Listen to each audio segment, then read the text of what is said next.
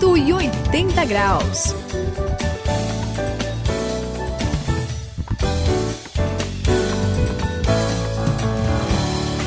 Estamos aqui no 180 graus, esta é a virada.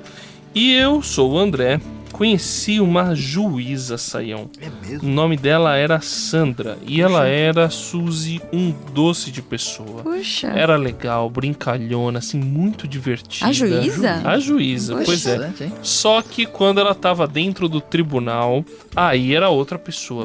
E assim, não que ela se disfarçava. É que dentro do tribunal ela era a juíza, né? Aham. Fora do tribunal era a Sandra, mas dentro era a juíza, a magistrada, né? Era outro Então, papo, né? ali ela sabia impor respeito impressionante. Aquelas pessoas, assim, importantes, respeitavam demais a Sandra ali dentro do tribunal, Suzy. Que legal, né? Ah, eu Realmente acho. muito bom, assim.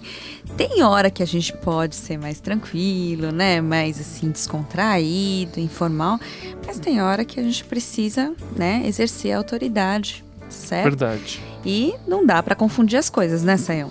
Olha, Suzy, falar em autoridade, André, falar em magistratura perfeita, eu quero dizer para vocês que o nosso rei, o grande rei Jesus, ele sim sabe exercer autoridade. Olha, vocês podem aí ficar espertos, a turma que nos ouve aí pode pôr as barbas de molho, porque ele virá acertar as contas, todos os oprimidos, sofredores, aqueles que aguardam a ação de Deus, vão ver a justiça. Aquele ditador mais horroroso e bárbaro, desde esse ditador até a pessoa mais simples desse mundo, todos eles vão enfrentar, vão encarar o grande rei, dono de toda a justiça. Atenção! Esse é o nosso assunto hoje no 180 graus.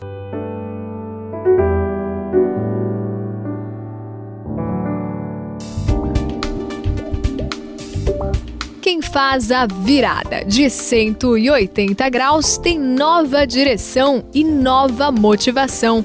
Saiba hoje sobre a Batalha do Reino.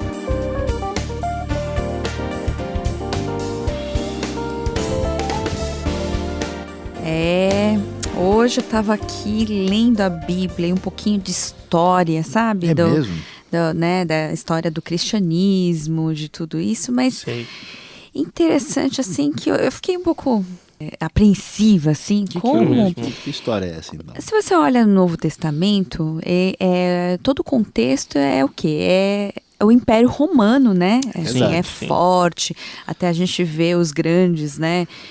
Imperadores, o César. A gente vê os governadores dentro da Judéia. A gente já falou sobre isso.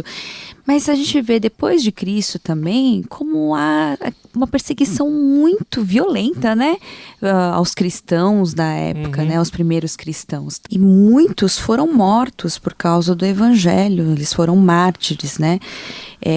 Teve a perseguição, por exemplo, de um que foi bem complicado, o Nero, né, no final dos anos 60, o Domiciano nos anos 90.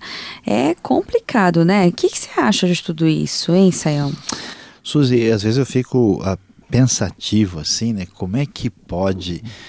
os cristãos, né? Você sabe que eu estava lendo esses dias e há um relato dos tempos, né, da época lá, que dizia que os cristãos eram incapazes de fazer mal a uma mosca, né?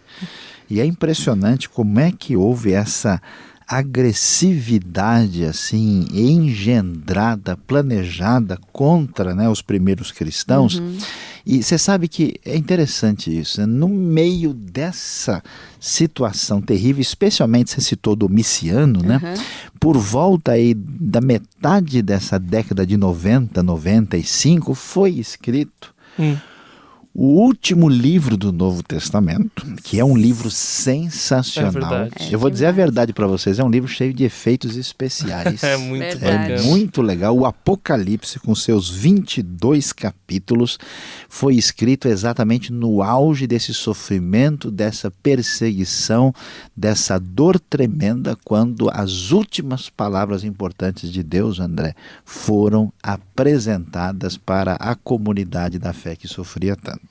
Eu acho legal o tema do Apocalipse. A gente pode tirar assim um resumo geral, assim, uma palavra, acho que resume o livro inteiro, viu, Saião?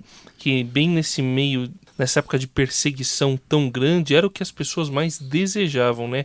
Que era a vitória. A vitória sobre o mal, a vitória de Jesus sobre... Porque imagina só, né? Você, quando é perseguido, naquela época, no caso, não é só você. É você, as pessoas que você ama, a sua família. Às vezes você é perseguido pela sua família, pelas pessoas que antes você amava. E às vezes você é perseguido por pessoas que você sabe que estão fazendo tudo errado. Quer dizer, você está tentando fazer as coisas certinhas e o pessoal está fazendo tudo errado e vai persegue você e ganha de você. E é uma coisa muito complicada, né? Você vê aquela injustiça predominando, mas o Apocalipse dá a esperança dessa vitória de Jesus mesmo contra toda essa coisa aí. Eu acho que é um sistema, sei lá, Saião, que aparece até no Apocalipse, né? É um sistema, André. Você tem razão, e é um negócio assim muito organizado. Existe uma batalha, né? Uma luta, uma guerra real aqui que a gente vai ver. Inclusive, é interessante. Você sabe que me parece, né? Parece quando eu estou lendo o Apocalipse que eu estou vendo coisa dos dias de hoje, né? Tem uma parte lá que vai ser mencionada lá no capítulo 18, falando de uma Babilônia. Interessante, que era um jeito de falar da própria Roma. Eu lendo assim as notícias econômicas na internet, é a mesma coisa de igualzinho, né? Porque ele descreve um sistema perverso que vai ser destruído, a vitória está sendo aguardada, onde corpos e almas de pessoas são comercializadas, onde existe todo um refinamento associado a perversidade total. Existe um perfume com cheiro podre no meio desse processo, André. E esse é um sistema que se opõe a Deus, mas numa oposição perversa e cruel, mas que está fadada à derrota, porque a vitória vem do Senhor Jesus, que é o dono do reino. 180 graus, a virada da sua vida. O Senhor Jesus é o dono do reino mesmo. Mas é interessante que a gente lê em Apocalipse, assim, ele aparece como um cordeiro, Saião. É verdade. Né, André? E é um cordeiro que sofre calado, que derramou sangue, que se entregou de uma maneira pacífica, resignada. Ele foi esmagado, né? Mas olha, ele também vai, quando chegar a hora, ele aparece também, não como um cordeiro, mas como o leão. Não é muito interessante, Saião? É interessante demais, Suzy, e essa transformação, podemos dizer, que é um negócio assim que chama atenção, porque você fica imaginando, a grande parte dos cristãos nessa época eram escravos, né? É verdade. Eram gente oprimida muito mesmo, simples, né? Gente que não tinha assim muita esperança, e sendo tão oprimidos, nessa hora esse Jesus que foi igualmente oprimido, que tinha uma identificação com esse povo, né, com todo esse sofrimento, a gente vai ver. E olha, eu leio, chega o tremo assim, né? Apocalipse 1,16, eu fico vendo João assim na ilha de Patmos, uma ilha marcada por sofrimento demais. E muitas dificuldades. Diz o texto, ele tinha na sua mão direita 7 estrelas e da sua boca, André, saiu uma espada afiada de 2 gumes. Suzy, a face dele era como o sol quando brilha em todo o seu fulgor. Você imagina? Eu imagino o medo. Pois é. Então a ideia é esse Jesus poderoso, vitorioso, que se opõe à injustiça, à maldade, a todo tipo de opressão romana, babilônica, ele virá com força e com poder para aniquilar numa batalha vitoriosa final contra o mal.